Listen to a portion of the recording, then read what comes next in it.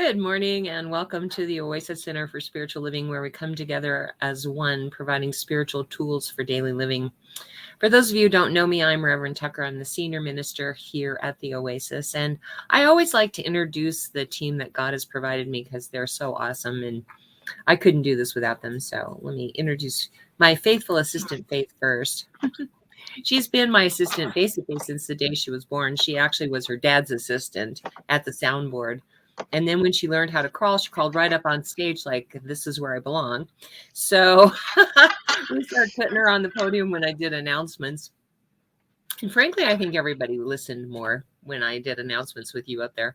And then she grew up like 6 blocks from my house. So she was the firstborn in my congregation. You know, her parents got married in my congregation. She lived about 6 blocks away from me. And her dad used to drop her off, well, her Aunt Hannah, when he would do out-of-town tows because he was a tow truck driver. And so she grew up kind of at my house a lot.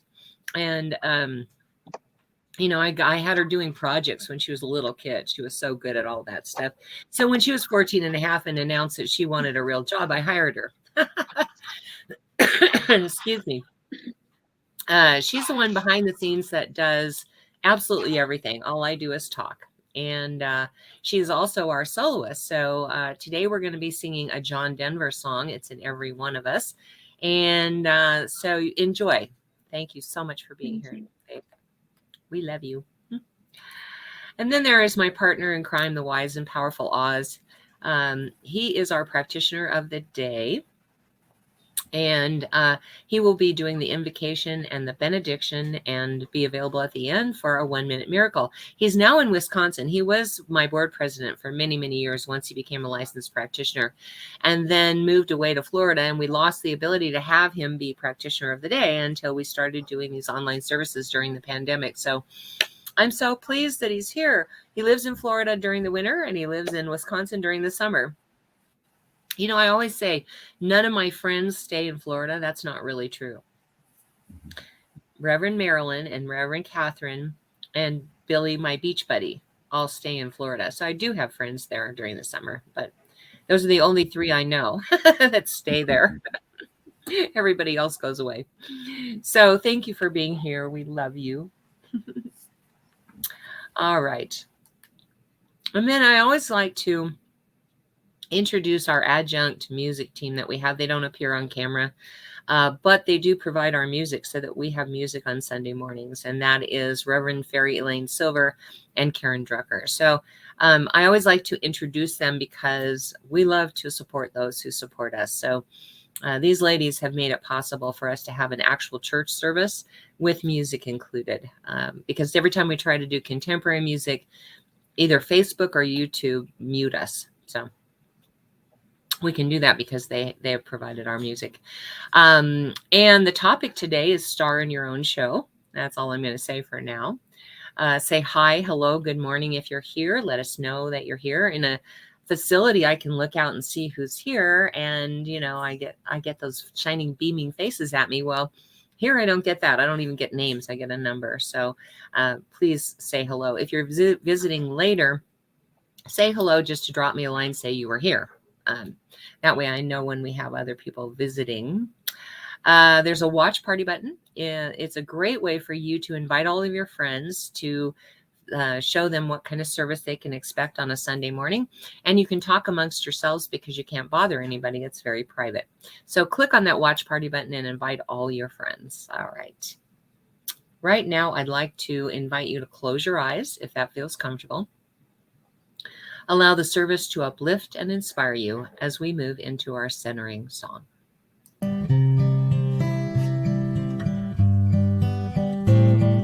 Surely the presence of God is in this place. I can feel the mighty power and the grace. I can feel the rush of angels' wings. I see glory on each face. Surely the presence of God is in this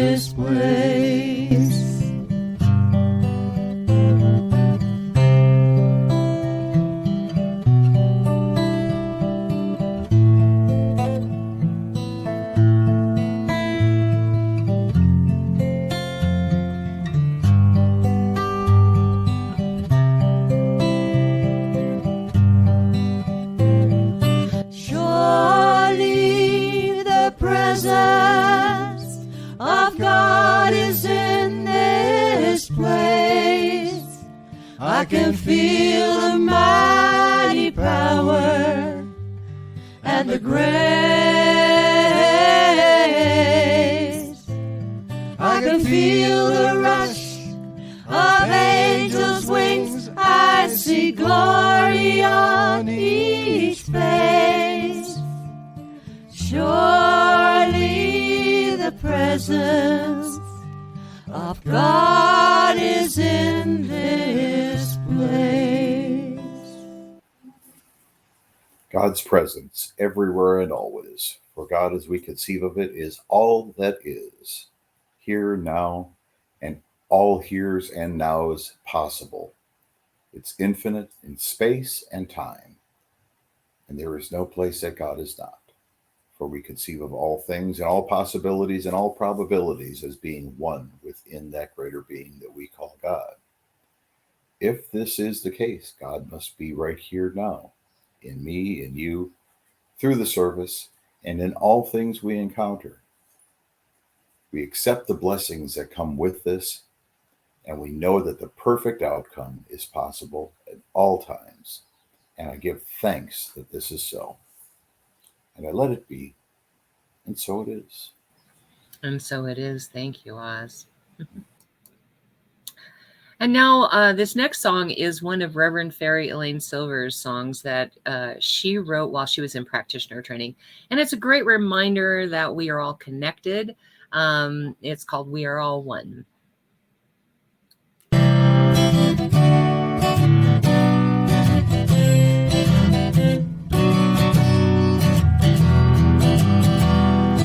We are all one. We are all one. We are all one in it. I hear it and know it, my being.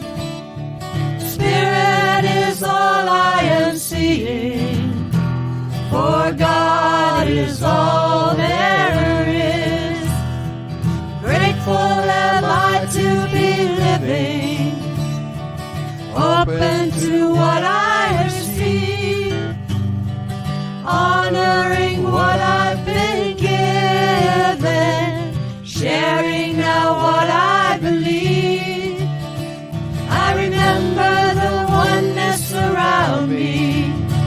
I surrender to infinite light, knowing the love that's surrounding me is within me by day and night. And we are all one.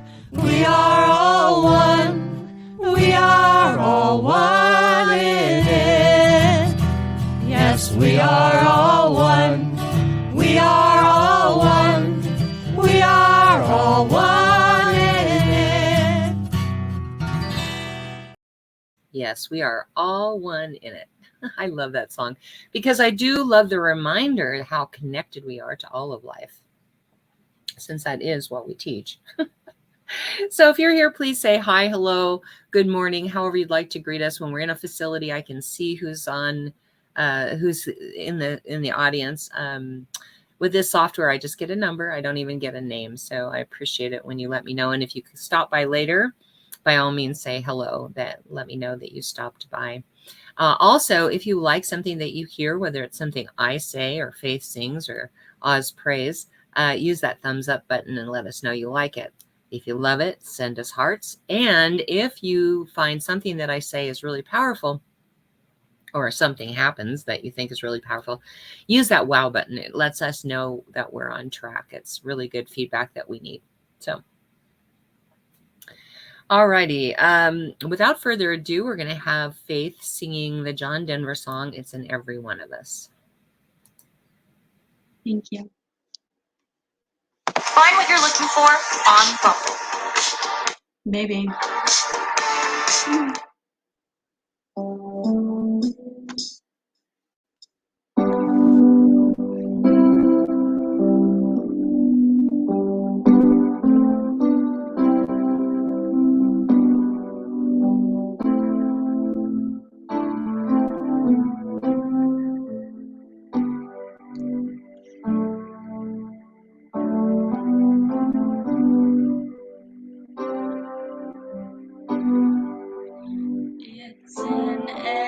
every one of us to be wise.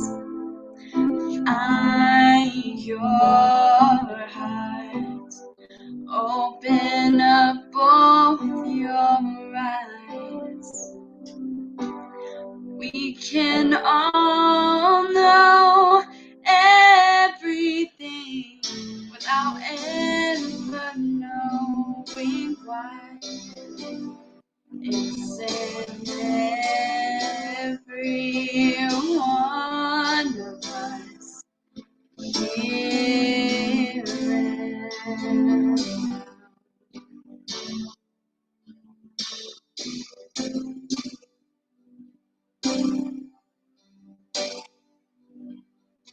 It's in every one of us to be wise. Find your heart, open up both your eyes. We can all know everything without ever knowing why. It's in every one of us here and now.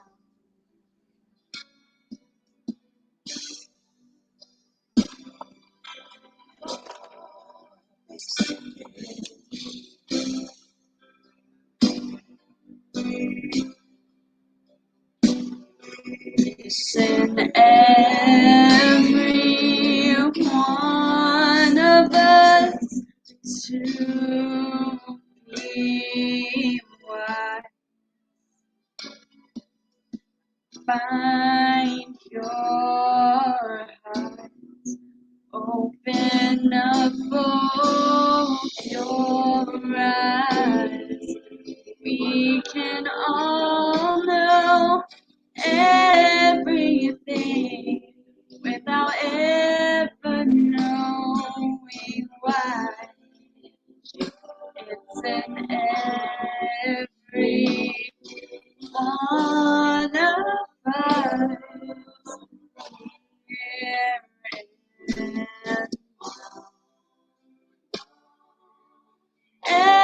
Everything without ever knowing why. It's in every one of us right now.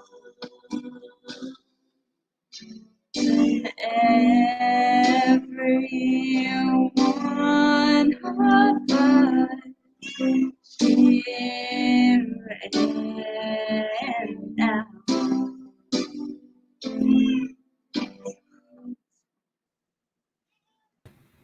Wow. that I picked the wrong karaoke for sure because it left out that whole verse. Yeah. There was like no track or there was no like lyric guide either, so I was just kind of winging it. Oh. Yeah. Yeah, there's a verse that I really like in there. That's the reason I choose that one. And the only thing that when I looked up the lyrics, all it has is the chorus. Oh my gosh. That's all I could find. I know. Yeah, there's a line in there that says, I just realized that I bought the ticket and I'm only watching half of the show.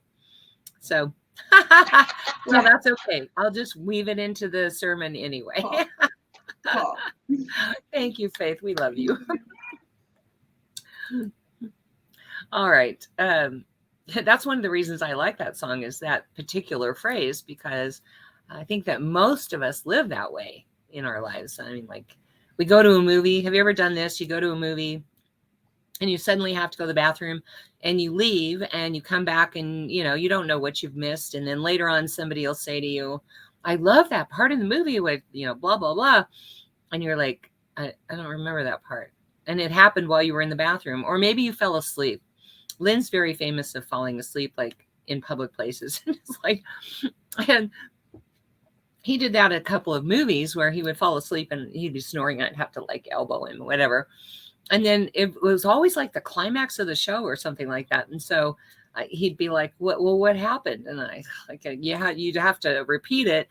And then it loses its pump, you know, its pop or whatever when you have to explain it. But we live our lives that way a lot of the time. Like we go unconscious for whatever reason. Some of us use alcohol, some of us use drugs, and some of us are like me, where I had to really work at staying in my body because I was so willing to jump out of my body at the first sign of discomfort of any kind. And so I lived most of my life not watching the show. And I feel like I bought the ticket and then I don't know, you know, like I never remembered anything about my life. And I'm starting to remember some things now. But when you're like, people get drunk for their birthday, for example, and then they don't remember their birthday, or they get high or whatever way you work it. But I've worked my whole life to learn how to stay present in the moment. And that's really become kind of a mantra with me, with other people is, you know, stay present in your life so you can participate in it. Because we don't really participate in our life as much as we could.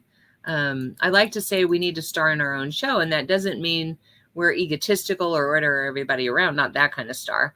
We star in our own show because we fully participate in our life and we fully participate in creating the way we want our life to be. You know, a few weeks back, I talked about attachment involvement. Well, when we have high involvement and low attachment, it's really easy to create the life we want. We're highly involved, but we're not attached to how it looks. And that's how we become the star of our own show. But we start with self-esteem because for me, I think that's the root of all evil, but it's not about money. It's about low self-esteem. It's not how we feel about money. It's about how we feel. Or it's not how we feel about love. It's how we feel about our bodies, how we feel about life itself. That is the difference. And so that's why I teach self-esteem, because whatever issue you're working with, when I work with clients, it all boils down to self-esteem. And that's low self-esteem. So I work with people to understand the truth of their being, which is that we are spiritual beings, meaning we are, you know, divine. There's no sense of not deserving or of not being worthy, because that powerfulness that lives inside of us makes us very worthy and very deserving of anything. So there's a book called 6 Pillars of Self-Esteem that is written by Nathaniel Branden. And he's one of the pillars of the psychological community as a resource because self-esteem is his bailiwick. And he says, self-esteem is the confidence in our ability to think, confidence in our ability to deal with the basic challenges of life, and confidence in our right to be successful and happy. The feeling of being worthy, deserving, entitled to assert our needs and wants to achieve our values and enjoy the fruits of our efforts. Now, we're familiar with the second part of that, but not the first. Confidence in our ability or trusting in our own decisions. We're not really familiar with that as a definition of self-esteem.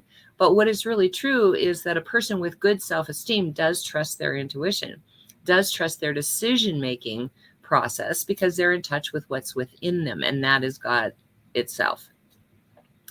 I'm not perfect. I've had my moments where I didn't listen to my intuition, and I'm always sorry afterwards. There was a couple of that I like to talk about that don't have like terrible consequences, but they were uncomfortable. I remember one time I was going to work and it was in the summertime, and I put on a business suit and my pantyhose and my 5-inch heels, and, got all dolled up, full makeup, my hair done, whatever. And because I had to drop off a mailing at the post office for a pre-sort, and then I was going to go to the office. And so I get all dolled up and I'm walking out of the house and I see my tennis shoes on the end table there. And I think, I should take my tennis shoes. No, that's okay. I'm not going to the gym today. I'm not going to take them. Well, for those of you who are familiar with the way Denver works, There is a space between I-20 or 225 and Hampton where there's just absolutely nothing. And my car broke down on the way back from the post office. And here I am in summer heat, July or August. And I'm too afraid to hitchhike or let anybody pick me up. So I had to do the whole walk in 5-inch heels and pantyhose and a full business suit. My hair was like totally not done by the time I got done. My makeup was all melted off. But worse than anything was my feet. And I thought, God, if I'd only brought those tennis shoes, what a different experience that would be. It's like 1.5 miles to the next stop, you know, and I had to walk the entire thing. So that was one of those situations where if I, you know, there was an intuitive blast that said, take those tennis shoes. And I'm like, yeah, I'm not going to the gym. I don't need them. Well, I did need them. And had I listened to that, it would have been a much different experience and I wouldn't be talking about it right now.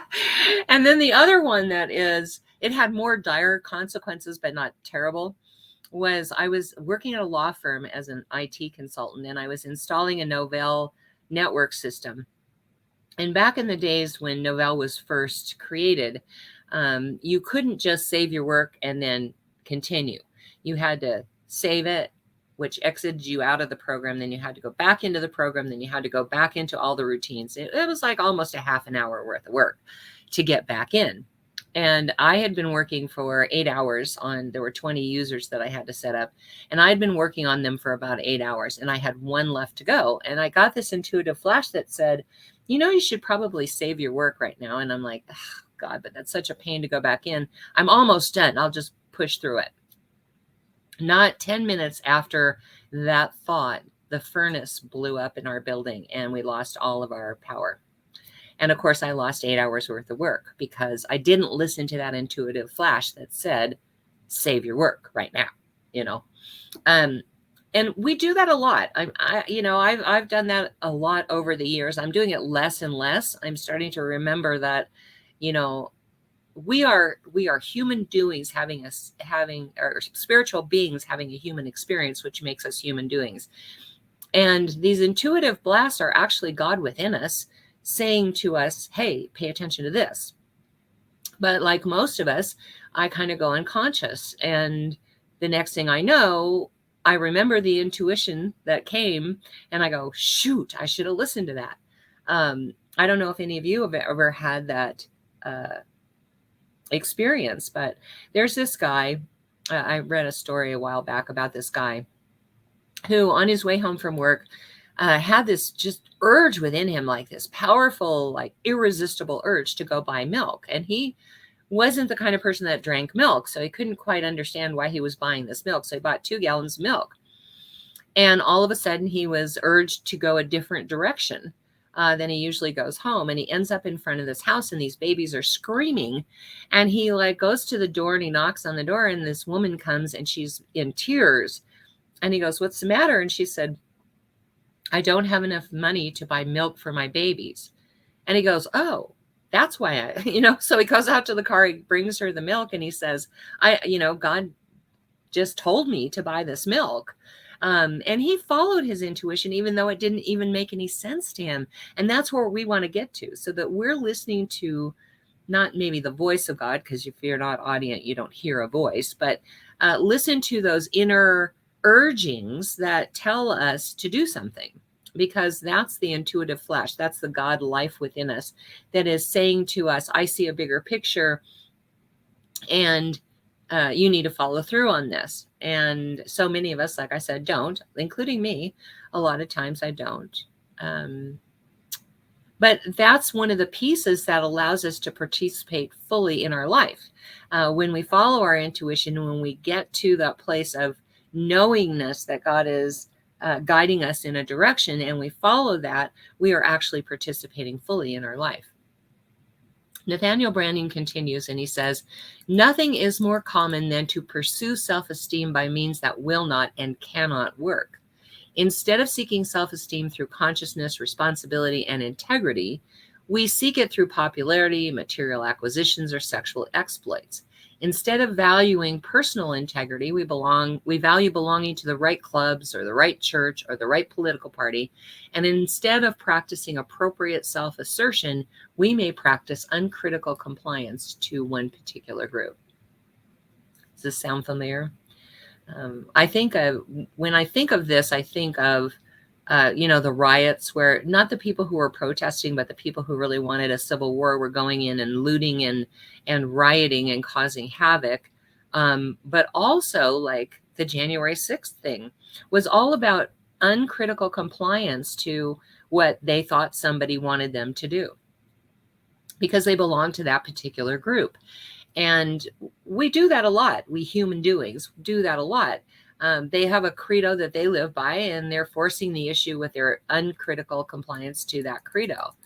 And so we need to be careful that we're not doing that. We're not getting tattoos because everybody else is getting tattoos. We like to think of ourselves as unique, which we are. We're definitely unique.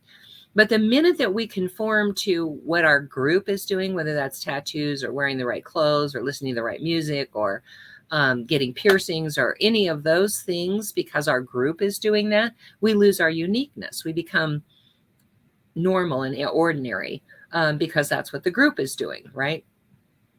And so one of the ways we participate fully in life is to walk our own path to the beat of our own drum, so to speak. And does that mean we can't get tattoos? No, of course not. If you want a tattoo, get a tattoo. I'm not in judgment of that. I'm just saying that if you're getting a tattoo, make sure it's because you want to set yourself apart and not because you want to be part of the culture that gets tattoos. Nowadays, everybody's getting tattoos, or listening to music or going to the same church or any of those things. When you are uncritically compliant with a specific group and you have given up your ability to walk your own path and listen to your own drummer, listen to the beat of your own drummer, then you have lost your uniqueness. You become just part of the crowd. And critical thinking is so important to everything that we do. My mentor minister, Dr. Fred Vogt, used to say, we don't ask you to leave your brain out in the parking lot. We want you to think about things. We want you to question things because we want you to prove these principles in your own life. And that's the difference between what we teach, for example, in faith healing. Faith healing, they say, believe because I say to believe. And they don't give you a reason to believe. They just say, if you have enough faith, you'll believe in this. And what we say is, believe it and then prove it to yourself. Prove it because you understand the principle of how it works. And once you've proven it to yourself, then you have faith in it for the right reason, meaning that it will never leave you because you have an absolute steadfast faith in it because it's been proven to you. Okay. So that's another way we need to participate in our own lives, is that critical thinking piece of it. He continues by saying, instead of seeking self-esteem through honesty, we may seek it through philanthropy. I must be a good person because I do good works. Instead of striving for the power of confidence, the ability to achieve genuine values, we may pursue the power of manipulating or controlling other people. The possibilities for self-deception are almost endless. All the blind alleys down which we can lose ourselves, not realizing that what we desire cannot be purchased with counterfeit currency. Sound familiar? I mean, I really get that,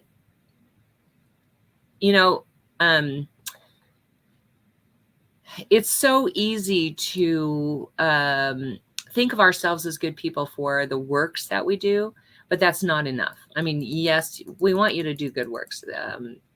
Good works without the philosophy behind it doesn't do anything. And the philosophy doesn't do anything if you don't, treat and move your feet. So we want you to do good works, but we want you to do good works for the purpose of developing your spirit or deepening into your spirituality, right? If you're doing good works because you want the accolades, or if you're doing good works because you want people to see you as a good person, then you're not doing it for the right reason. Just like, if you're dating somebody and they have a certain type that they like and you start creating a type for yourself that is more conducive to what they want, then you're conforming to someone else's idea of who you are. And so it's really important for us to recognize when we fall into that trap. Because I know, like, there have been times when I've done that, where even in the ministry, let's put it that way, even in the ministry, I had an idea about who I needed to be in order to be a good minister. And what I found out is that people don't care if I have purple hair. People don't care if I don't wear a business suit up on stage. People don't care if I am, look like I just walked out of the gym. People don't care about those things. What they care about is, do I touch their hearts? And what I found is the more uniquely I become me, the more the purple hair, the purple nails, my sometimes odd dresses. I call myself the irreverent reverend, because that's truly who I am. And because I do that, I'm able to speak from my heart very authentically. And that's when I touch people's hearts. So I used to sit and read my sermons and nobody can relate to that because it's not coming from my heart. Yes, I have an outline that I'm working off of, and sometimes that hurts me in terms of time because I get off on these tangents. But the truth is that the only way to touch people's hearts is to be authentically yourself. And the only way to actually be loved unconditionally is to be yourself, totally 100% yourself, regardless of what that other person likes in a partner, regardless of what a company wants you to be. Obviously you have to save your job if they say no tattoos and no hair dye. You're going to have to conform a little bit, but the more uniquely or the more authentically you can be yourself, the more you will be appreciated because you will appreciate yourself, I guess is what I'm saying. He says, self-esteem is an intimate experience. It resides in the core of one's being. It's what I think or feel about myself, not what anyone else feels or thinks about me. This simple fact can hardly be overemphasized. I can be loved by my family, by my maid and my friends, and yet not love myself. I can be admired by my associates, but then regard myself as worthless.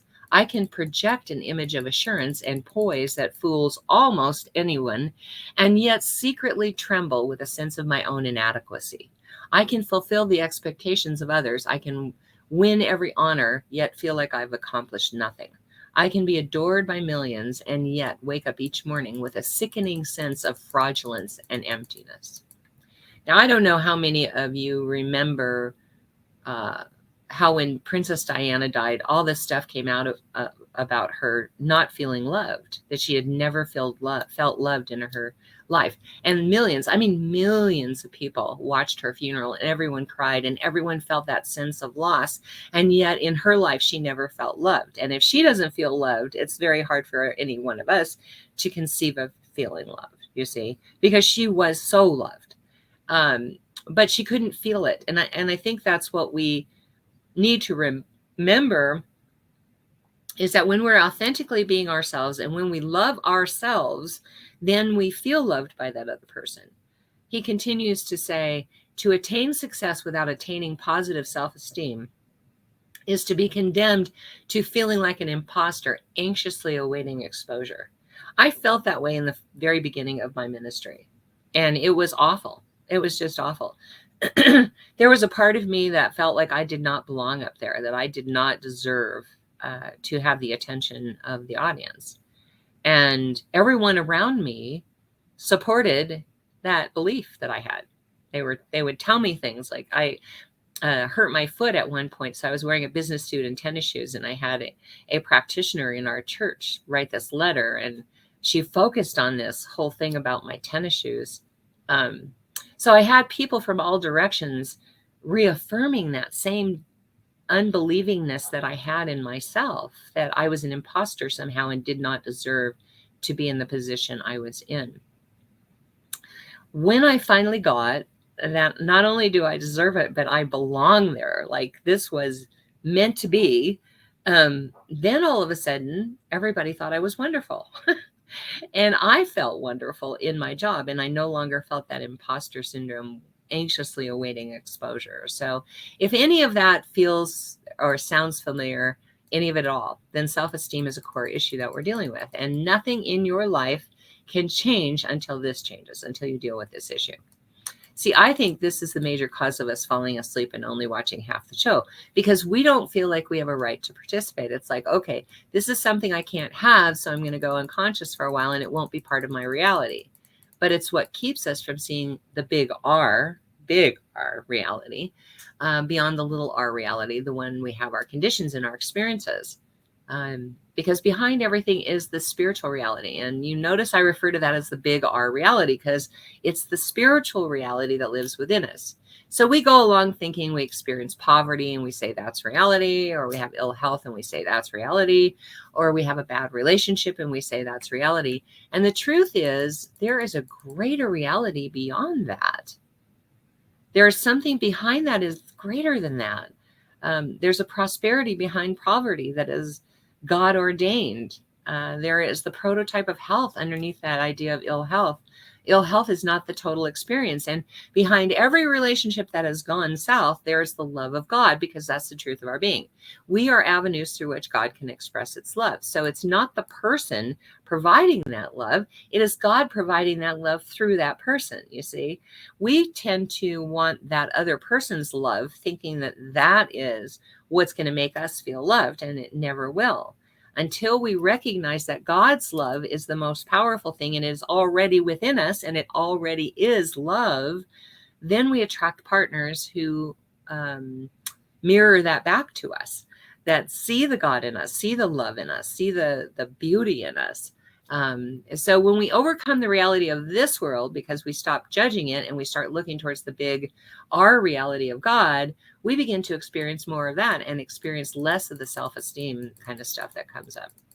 You know, I love that 12-step prayer. It's really cool because, you know, in life, there's no right or wrong.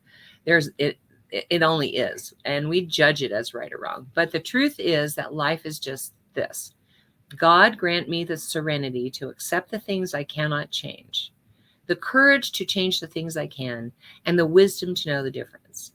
Because we always think the things that cannot be changed, we want to change. And the things we can change, we think, oh, I don't want to change that. I'd rather change this over here. And that can't be changed, right? So acceptance of that reality makes it very important. If we want to participate fully in our life and be the star of our own show, we have to recognize what can be changed and change that, and what can't be changed and accept that. And the wisdom to know the difference is really important, because how else are we going to do that if we don't have the wisdom to know the difference between them? You can't go back and change the past, for instance. You can't go in and make any changes. You can't, well, it happened. But what you can do is make changes in the present. So we're so wanting to go back and make changes in the past instead of dealing with what's going on in the present. I'm dealing with that right now because I second guess a lot of things. My sister died 4 months ago, and I realized there were things that I could have done.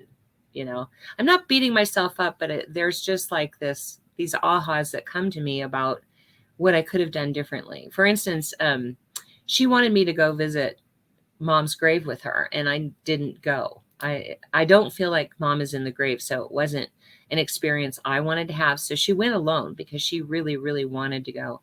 And I regret the fact that I didn't just go with her. It was important to her. I regret the fact that I didn't see a lot of what was happening. I regret all of those things. I'm not beating myself up for them, but I can't go back into the past and change them.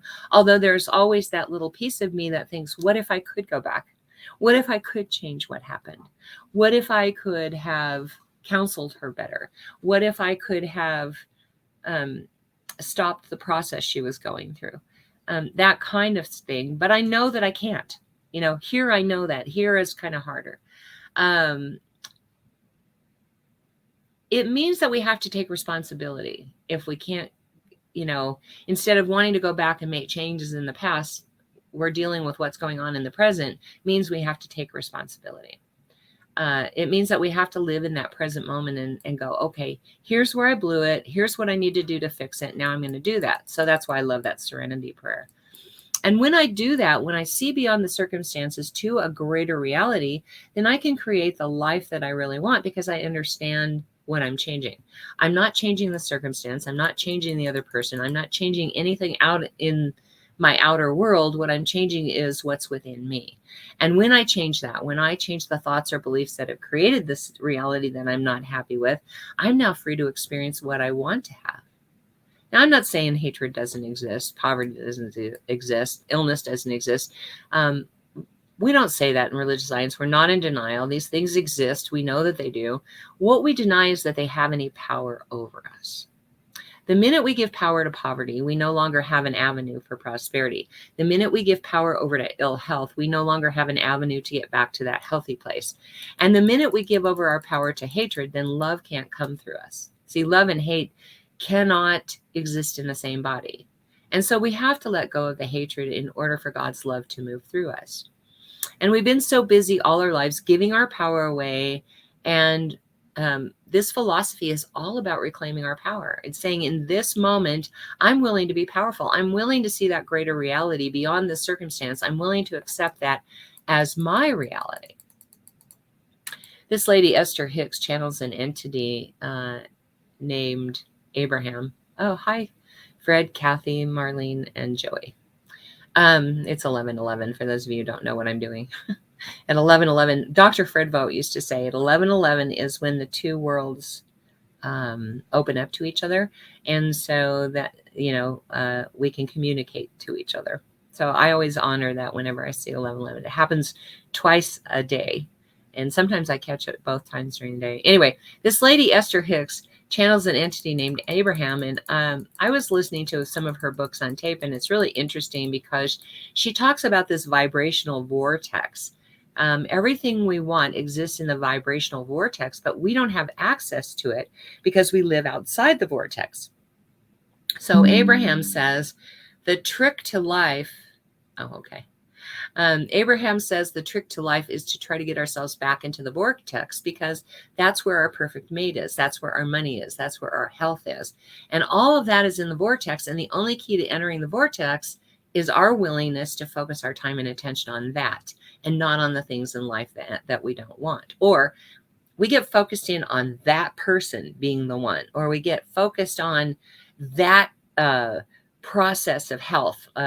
Some people like Western medicine, some people like Eastern medicine, some people, do it through thought. Whatever you get focused on takes you away from that vibrational vortex. Whenever we get focused on like winning the lottery is the only way for me to have what I want. The minute we focus on that, we're outside the vortex. We want to be inside the vortex, meaning that we are in a place where our consciousness is open to all possibilities for that to happen. And we focus on knowing that we have it already, that we already have the love, we already have the money, we already have the health. And when we can become aware of this greater our reality, we become aware of this vortex that he's talking about, and we spend most of our time in the vortex. I can't get there 100% of the time. I am there a lot anymore, and my life works so much better when I am. The last 4 months have been a struggle, but I'm getting back in there. And as I do get back in there, I'm seeing my business flourish. I'm seeing more people tuning into this service. I'm seeing, I'm just feeling love. I really feel love on this planet, which is, I used to feel that until Joey died. And then I couldn't seem to access that. So now that I'm back in the vortex, I can feel Joey's love even through that. So that's where we have access to all those things we've been praying about that God has already provided the answer to. God's answer is always yes, right? And so where we experience that yes is in the vortex. When we're outside the vortex, we're like, it's been 2 days, it hasn't happened. It's been 3 days, it hasn't happened. It's been, that's when we're living outside the vortex. When we're living inside the vortex, we know that it is happening now, that it is already happening. And we just get into the feeling of it. So my process has been, no, I want back into the vortex. And it's been interesting to watch my process as I've been listening to it. And then the third thing is we need to write our own song in life. There's a DNA experiment that happened a while back where this guy took strands of DNA and mathematically interpreted it. And his wife turned it into music because she was a composer. And she turned the mathematical sequences into music. And what was really interesting was that the chords that she turned it into, based on the mathematical resonance, was very much like Brahms, Bach, Chopin, and other composers. And it was the vibration of love. I find that very, really fascinating, because truly what we have within us is our own song. And if we'll listen to it, if we'll spend so much time with what the world wants from us, watch TV and the commercial says, buy this car, you'll have sexy women, drink this beer, you'll get the women, buy this lipstick and men will come from everywhere. So, we're dictated by what Madison Avenue wants us to think. But what's really true is that within us, we know who we are. We know that God is who we are. We're not all of God, but God is all of who we are. It's not the clothes we wear. It's not the outer coverings. It's not the tattoos. It's not the piercings. And we are so influenced by those around us, belonging to a group that does this or wears that or listens to this. And while we are influenced by this group that is doing that, we have given up our power to the group instead of following our own inner guidance, our own inner light, because the God within us knows who we need to be. I usually like to go through the 5 parts of a song, because my friend Reverend Paula Riddle, who has passed away, had this company called One Song Productions, because she says this is the universe, one song. But I don't have time today, so I'll have to do that in another sermon. Maybe we'll call it My One Song or something like that. Be listening for it. But will you do that with me this week? Will you focus your attention on staying present in the moment, on recognizing that you do deserve to be who you are and where you are, and really celebrate your own uniqueness that is not dictated by a person or a group or a community or anything else, that you are truly, authentically who you are as much of the time as you can be, and try to be in that vortex. Or I don't try is not a good word. You can't try to pick up a pencil. Be in the vortex as often as you can.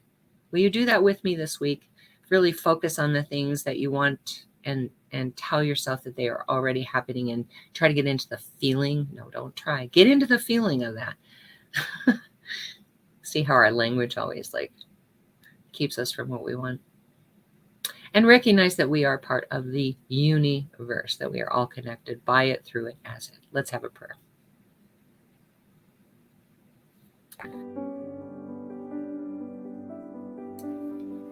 So right now, I just tune into the infinite power, the infinite presence of God, to the place within me that knows beyond human understanding just how powerful God is. Because I know that is the power that runs through me, that flows through me. It is who and what I am, my very essence, my very life, my very being, who and what I am. And every thought, every deed, every action is guided and led by that ancient wisdom of the ages that flows through me and flows through all of life. That same truth is so for this wonderful team that God has provided me to do the service. For Faith and for Lynn and for Oz and for Karen and for Elaine. For we are one in that infinite power, that infinite presence of God, and that same wisdom of the ages flows through us equally as it flows through all of life. So I know that to be so for every person who is here today, whether that be in real time or later on. For we are one in that infinite power, that infinite presence of God. Mitaku Yasin, we are all related. My brethren, we are all related. So I bless this coming week with an awareness of our uniqueness, with an awareness of who and what we are, and a celebration of our beingness, knowingness that we deserve to have the life we want, because it is God within us that is providing that urge, whether that be intuition to follow through on something, or whether that be, this is where you belong. as those experiences come up, I know that we find ourselves more authentically in every moment this week. So I know that same truth for every name that is in the ministry of prayer today, because I do know that whatever condition they are experiencing, God is the answer. And so I pull back the veil right now and reveal that truth in their lives. I claim it for them as good and very good in their name. My heart fills with gratitude to know that this is so, to let it be, and to be of service in this way. And so it is. Amen.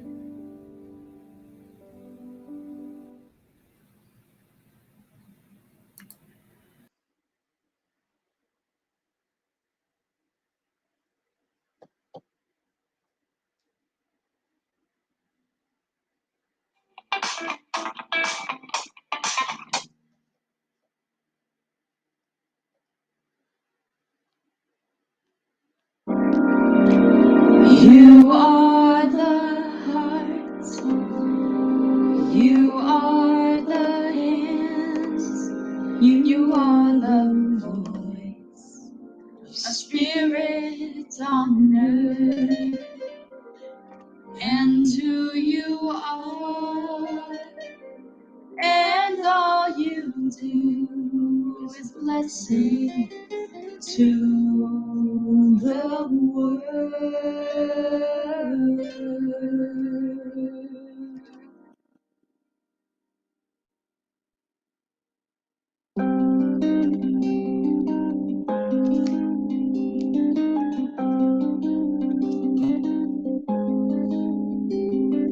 You are the heart, you are the hands, you are the voice, the spirit on earth, and who you are, and all you do is blessing to the world. You are the heart, you are the hands, you are the voice of spirit on earth, and who you are, and all you do is a blessing to the world.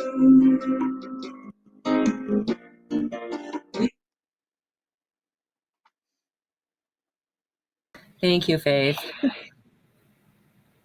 I think we're going to make that be our closing song. I'm going to do the announcements real quick, but I don't think we're going to do our closing song. I'm really running late. This is what happens when I speak from the heart, is I get off on these tangents and then we run out of time. So now is our opportunity to receive your gifts, tithes, and offerings, and your opportunity to seize the day and feel gratitude for that which you have received in the physical reality, or that which you may have created in the mind of God and have not yet seen in the physical reality. So in a moment, I'm going to ask you to go to www.oasiscsl.org. And about 2/3 down the page is our offering affirmation. I'll have you say that with me. And then underneath that is a Contribute Now button. And let me talk about the Contribute Now real quick, your contribution, because we don't have a facility, so you're not paying for rent and utilities and all the normal expenses that go along with having a facility. So your contribution, what it does is it helps us fulfill our mission and vision. Our vision is a healed world. Our mission is healing the world one person at a time. And so in order to do that, we have to get our message out into the global world, because obviously I can't heal the world if we're just focusing on the United States. So it does take money to market that. So your contribution helps us fulfill that mission and that vision. All right. So please, right now, whether you're watching in real time or later on, please go with me now to www.oasiscsl.org. And about 2/3 down the page, say this offering affirmation with me. This perfect gift is spirit and form, circulating and blessing all it touches. Freely I give and joyously I receive, and so it is. Click on that Contribute Now button and help us reach our vision and our mission. Thank you very much. All right. So we have this wonderful team of licensed practitioners from coast to coast who serve on our ministry of prayer, or what we like to call the God Squad. They are the healing arm of the church, and they are very important to this church. We could not survive without our practitioners. So I always like to acknowledge that because they give of their time in so many different ways. For one thing, if you want prayer for something, they will pray on those requests every day for a week. So if you would like prayer, put it in the comments section. If you don't want it to be public, let Faith know by DM, and she'll make sure that the God Squad gets it. The other way that they serve is through spiritual guidance. They are available for spiritual guidance by appointment for a fee. And so you let them know by Facebook. The best way is on Facebook. We haven't updated our website yet, so it's hard to get a hold of them through our website. But go to Facebook,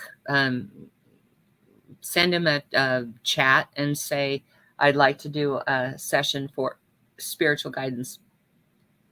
And they'll let you know how to pay for it. I don't get involved in that. They have their own business. So some people use Wise, some people use Venmo, Cash App, PayPal, all of those. You know, I don't get involved in that. They have their own business. I just refer them. So they'll let you know how to pay for it, and then they'll reach out by video chat at your appointed time.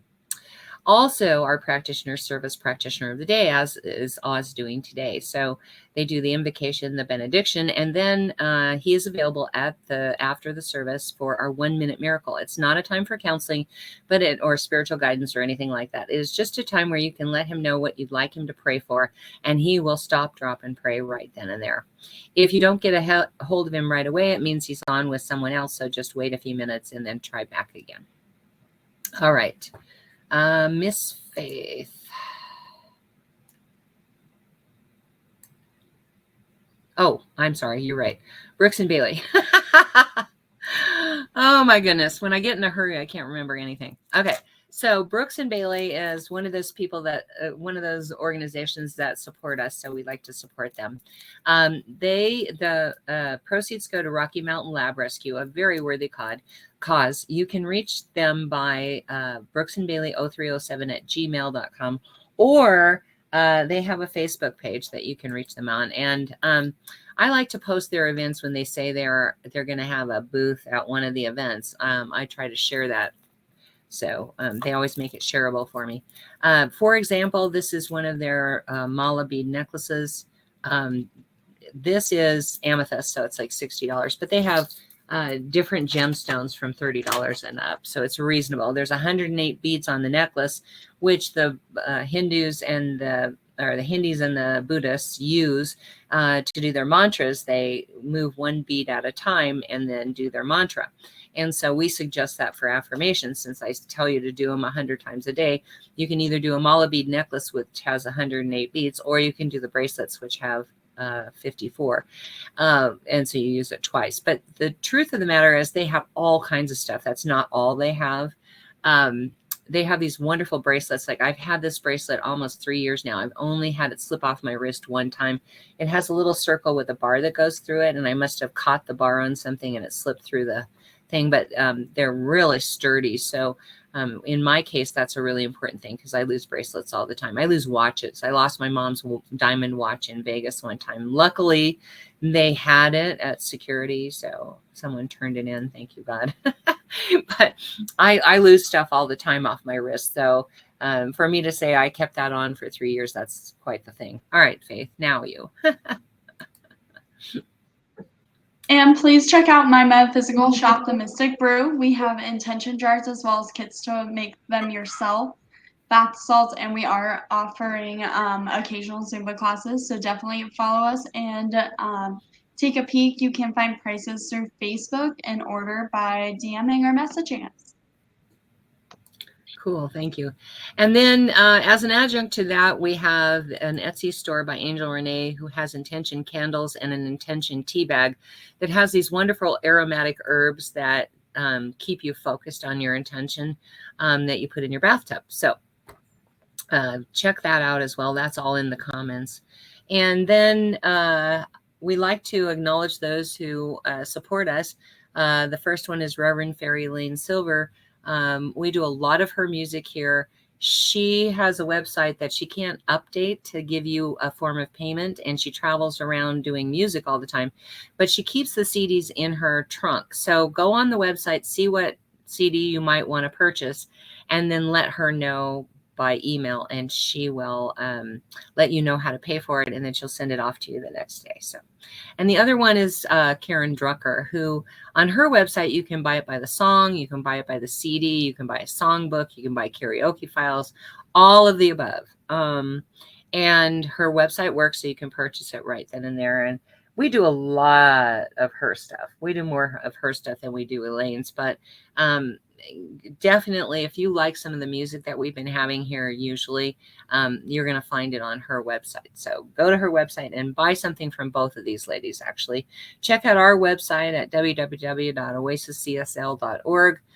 There you're going to find video sermons and audio sermons, video sermons from the last 3 years, audio sermons from all the years prior. We are also on YouTube for the video sermons and SoundCloud for the audio sermons under S. Tucker. So, and that's more updated, by the way, than our website. Like I said, we're in the process of updating this website. It's going to take us a while. We had a person that was going to help us with that, and I don't know what happened to her. So it's going to be up to me to do it. And so we're working on that, but do check us out. There's pictures of picnics and things like that to get to know your spiritual family here at the Oasis. All right. And we are not going to do the closing song, so I'm going to ask Oz to pray us out real quick. I know that right here, right now, God is all there is in us as us. And I know this is true throughout all time and space. So whenever you're listening to this, God is in full power right now where you are. And I know this is true through the week for all of us. And I give thanks that this is so. And I let it be. And so it is. And so it is. Thank you so much, Oz. And thank you, all of you, for being here. I know there's 1,000 things you could be doing on a Sunday morning. We're blessed to have you with us. Join us next week and every week at 10:30 a.m. Mountain Time every Sunday. We're going to have a guest speaker in August, so stay tuned. I'll announce her in a couple of weeks, but stay tuned. Make sure you're here every week. We love you. In the meantime, stay safe. Bye.